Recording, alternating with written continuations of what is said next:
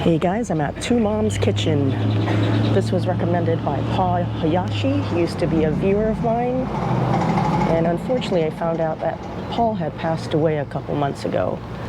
So I came here to try out their food since he recommended it. Combos, I actually wanted the spicy stir-fried squid, but I think I went overboard, but that's actually not too bad. $14.50. I got the 2-item combo. Barbecue chicken and spicy pork, $15.50. You can get a kalbi combo for more. And I tried the bibimbap. It's right here on North King Street. You can park on the side of the road, and it's right next to Arlene's. I did one on Arlene's. They do great poke, but they're closed from March to April. I guess they went on vacation. But this is the little stall, very small and quaint. So I ordered my food and I'm just gonna wait now. They also cater, so you can call that number if you're gonna cater for a party. What's up guys, hope you're having a great day. If you're new here, I'm Misty and I go to small little local shops on the island of Oahu, sometimes big shops or big restaurants to showcase local food. And today was not a good day because I was craving Ray's Kiave broiled chicken, which is huli huli chicken. I saw the video on Michelle and Jose's food and travel, so I'll put the link up above. And I went all the way to Wahiawa. It said they're open Fridays 9:30. Went right at opening and nobody was there. And then I waited all the way till 10. Nobody was there. Tried different spots that was on my list. They're all not open either. I don't know why, but they weren't even there either. So I went to a place I remembered, like I said in the beginning, a viewer named Paul Hayashi. He, if you know him in photography, he's a famous photographer for the Narcissus Queens and other modeling stuff. I met him in Arlene's. He suggested Arlene's poke to me last year, and I actually bumped into him there. But unfortunately, I found out through somebody else that he had passed away in February. So that's really sad because he was a really nice man. I don't know him that well, but I met him and he was very nice. And he also suggested to go to Two Moms Kitchen. So I'm like, well, I'm all the way here in Wahiawa, might as well. So we're gonna try some of their plate lunches. This is Korean food. I was actually really wanting chicken. So I actually also went to Kiani's guava chicken, and they were also closed, even though the sign on their door said they were open, supposed to be open, but whatever. So this is their two-choice mixed plate. It's barbecue chicken, spicy pork. You can choose meat jun. I'm a weird Korean. I don't like meat jun. Too sweet for me. And you get 4 choices. You don't get to pick. They already have the 4 choices on top a bed of rice. So let's try it out. Spicy pork is something you don't really see a lot on plates. You just get bulgogi, kalbi, or barbecue chicken. So I picked that. Now when you walk up to order, it's just a small window, but you can smell the food from there and it smelled delicious. All the food wafting from in the air of their Korean dishes that they're cooking. So let's try some of the spicy pork here. It's mixed with some sauteed onions, it seems. Kind of has like a sour kimchi taste, which is not like a bad thing. It's kind of pleasant. The pork is tender. It's not tough. And it does have a little spice to it, but it's more like a gochujang spice. That's really different and very yummy. So if you're into spicy Korean pork, definitely come here to try it out. Like I said, you don't really see it too much on menus. Gonna try some other sides. Here's some kimchi, but disappointingly, it's cabbage. It's not Napa cabbage, it's regular. Pretty good. It's not sour, which is a good thing. I don't really like kimchi that's too fermented. You get 2 pieces of broccoli. That one's good. It has a nice sesame seed flavor to it, so it's not just blanched broccoli. It looks plain, but it's actually delicious. Some cabbage. So this doesn't have spice on it. Probably has the same sesame seed seasonings on it. Nice crunch, nice flavor. Goes really well when you mix throughout bites with a little side of cabbage or kimchi and broccoli, and then a little bite of meat. So speaking of meat, let's try this delicious looking barbecue chicken.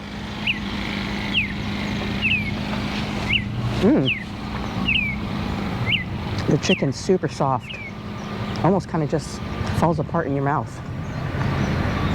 But it's got a good taste of that char on the grill. See those char marks? Not sure if you can see. Let's try some of the japchae.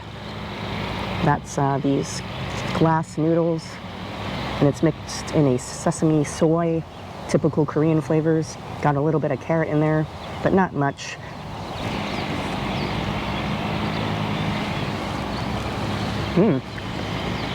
I'm actually not a fan of japchae because I think sometimes people put way too much sugar in it, but that one's pretty bomb. That one's more savory, it's got good taste. The noodles have a little slight chew to them. I actually wish they gave a little bit more. Sorry if there's noise, but I'm at a park here in Wahiawa, and so you got some construction going on down there. And then sometimes you get the helicopters from Schofield Barracks coming through. But it's a nice, beautiful day here. It's sunny, and you can't complain. Oh, man, that was delicious. So I didn't finish the whole thing because I want to show you the next dish, but I would say my favorite meat out of the two choices I picked would actually be the chicken. The chicken was very flavorful, had nice char taste to it, and marinated well. And like I said, it had... it wasn't tough, it was very tender and almost fell apart in your mouth. Like, you don't need to try too hard to bite through it, and you almost don't even probably need a knife. It was really good. All the sides were good. The japchae was actually the star for me, and the rice was cooked well, and there's plenty of food that she shoved in there, so I think it's a great meal. Next, we're gonna try something I usually don't try, but it looked really good on some of the pictures on Yelp. Let me get my spoon. It's getting kind of windy here. So the next dish is bibimbap, and it's a Korean dish where you have all the usual sides, but this one has a little bit different sides. It has some kimchi type of daikon in here, right there, with the same cabbage that's not spicy, some bulgogi meat, some japchae, which I'm happy about because that was really good, some shredded carrots, and some blanched greens with a gochujang type sauce. And you're supposed to break the egg open, mix it with a bed of rice that's hiding under it, and just mix it up and enjoy everything with the sauce. So here is a close-up of what it looks like before I wreck this. Very beautiful presentation. So I'm going to pour the sauce on here. I won't pour too much because I don't know how spicy or salty this is. And then I'm going to mash the egg up and mix everything together. So while mixing everything together, the new law where you have to get biodegradable utensils, they always break. So they broke, and I didn't even use much force. So these utensils totally suck these days.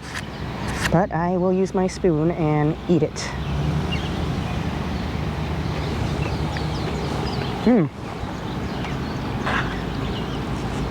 Let's get a piece of meat. This is the meat. The bulgogi is not bad. I think locals will like it, but it's that typical, very sugary, Americanized Korean marinade. I don't like too much sweet stuff. I'm a weirdo and I don't like teriyaki too much either. I rather like savory things, but I think to the local palate, you'll like it.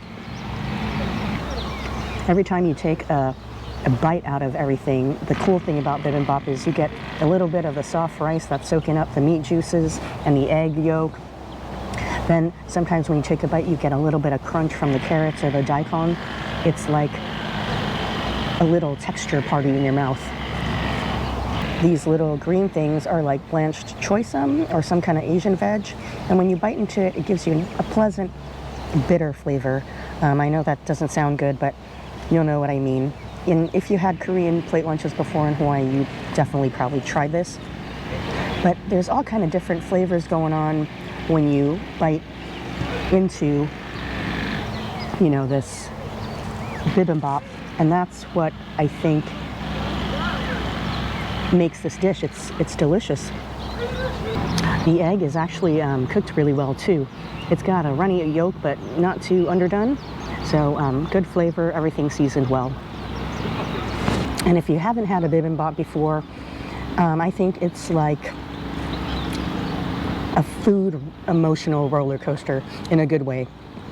You've got your sweet and savory barbecue meat with the char on it, and you got your chewy noodles, which usually doesn't come with bibimbaps, but definitely come here if you want it with it. You've got your healthy crunchy veg, so you got 3 kinds, actually 4. You got the Asian greens, you got your daikon kimchi, you've got your savory cabbage, and then your chopped blanched carrots. They're not totally raw, but it's still got a crunch to them. And then you've got your other protein, the egg. And then you mix it all up with that soft rice, and then when you put on the sauce, it's not too spicy to me. Gochujang is kind of like Korean, you know, it's fermented a little bit, so it's not a sucker punch to the mouth in terms of spice, but it's also got a vinegary taste to it. So you've got sweet, sour, savory, and all kinds of textures going on in your mouth while you're eating it, and each bite is kind of different depending on what you choose in your spoonful or your forkful. And I think if you've never had it before, you definitely should try it one day. It's nothing weird, it's actually delicious and actually healthy for you. This bibimbap actually would be one of the better ones I've had in terms of takeout. So definitely try it if you're in the area of Wahiawa. And I think the plates are pretty reasonably priced, and it's pretty filling, and they're pretty generous with their food and the toppings and the sides. So definitely check out Two Moms Kitchen, and thank you to Paul for suggesting this. Finally got around to it. Hope you're resting easy up there. And also something totally random. I'm not sponsored. You can use any brand. I'm not going to show the brand, but I noticed a long time ago that when I had my son's first birthday party, we had it at Wahiawa Park. You can have parties there if you ask for a permit in advance. And we knew there was a lot of mosquitoes there, so we had a lot of citronella candles going on. But with the wind and everything, citronella candles sometimes go out. And I noticed when we had the buffet out, no flies came around as well. So I always say I hate eating outside, even though people like to see different scenery and not your car. I remembered that, and so I bought some citronella spray. Just pure citronella, nothing like DEET or anything like that with chemicals. And I sprayed it around the table and around my clothes before I sat down to eat, and not many flies came. One did land somewhere, but it flew away really quick. So actually, if you're wanting to eat outside at a park, bring a bottle of citronella. Just leave it in your car, and the flies will leave your food alone. So that's your quick tip of the day. That's totally random. Anyway, I hope you have a great weekend, and next time I will go to where I'm supposed to go. Every time something comes up and I didn't get to go to where I wanted to go that I said last week. So hopefully I get to go there next week, and then hopefully one day I can actually try Ray's without driving all the way to Haleiwa. But, you know, they weren't open today. I called as well, no answer. So I'm not sure what's going on with that, but, you know, maybe something happened or something, and they'll be back. So if you like this video, press the like button, subscribe if you're new, and I'll see you again next weekend on another food adventure. Peace out.